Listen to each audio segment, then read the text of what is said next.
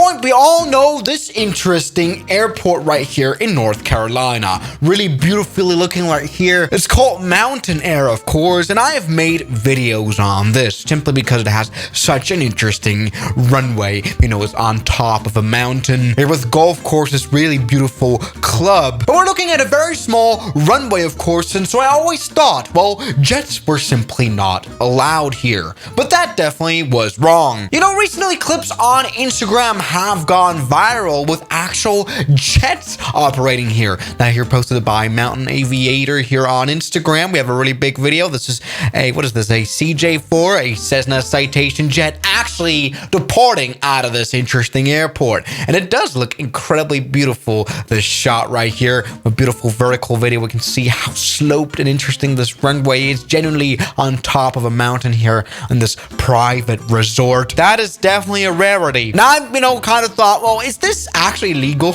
Like, is this according to safety regulations here from this jet? Now, this is the departure video. We also have by Mountain Aviator the actual landing video of another jet. So this implies that there were multiple jets so far at Mountain Air Airport. Check this out.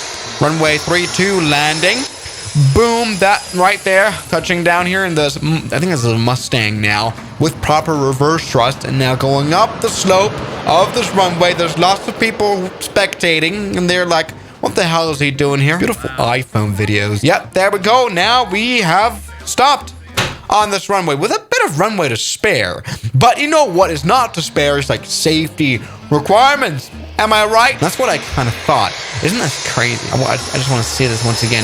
Touching down right there at the start of this runway. Pretty harsh touchdown in the jet. That was a landing. And that's kind of crazy. I mean, Mountain Air, we have it, of course, in the Microsoft Flight Simulator. It features a runway of 2,800 feet. That is not even a kilometer, by the way. Yes, we can spawn into a small jet, a small private jet here, the Citation Mustang. This plane was recently released here for the Flight Simulator by the developers of Cockspur, which is a beautiful name. Yeah, just spawning right there. Check this out. Beautiful Mountain Air Airport here from above. We have a very nice scenery here by Aerosoft here. This is just a very small jet, one of the smallest private jet there are. And check out how beautiful this runway looks. This has been very well remade here for the Flight Simulator.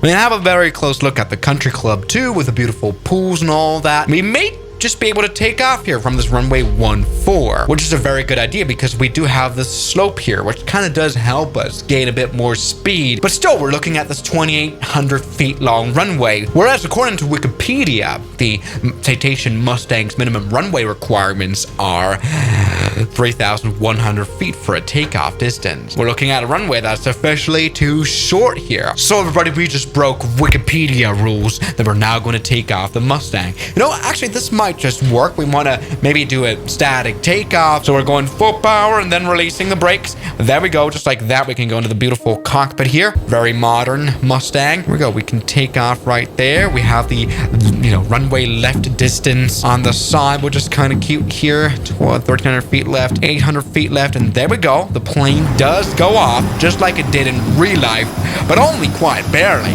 There you go, full power. We've taken off quite beautifully from this mountain, just like they did here. Here, you can see the slope, and we even managed to rotate just with 800 feet left of this runway, which is barely safe, and that it is really cool. This kind of looks like a Narcos clip, where they fly to crazy places to smuggle drugs. But this is not about smuggling drugs, but it's just about, smuggling rich guys.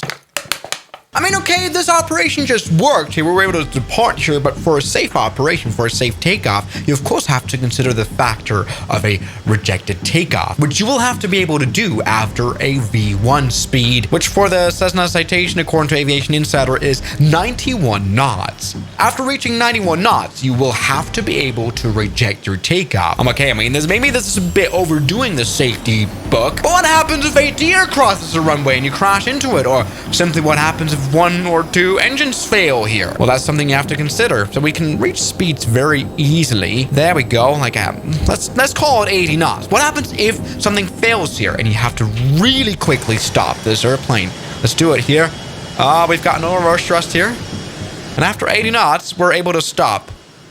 Hold on, this test has not gone the way I wanted it to. Actually, this worked pretty well. Yeah, the Citation Mustang stops quickly. Maybe I'm underestimating these jets. Maybe try this bigger one, the CJ4. Here we go now. This is really a bit bigger now. Still medium-sized private jet that doesn't feature reverse thrust, but despite that, according to the papers, we'll be able to make the landing. Minimum landing runway length is 2,700 feet, which is barely what we have here. In fact, our chances aren't looking bad at all, since, the data here also is working with a maximum landing weight. So we're looking at a very heavy plane here. So on paper, this should work, and this will probably work. By the way, can we take a look at how beautiful this looks out here?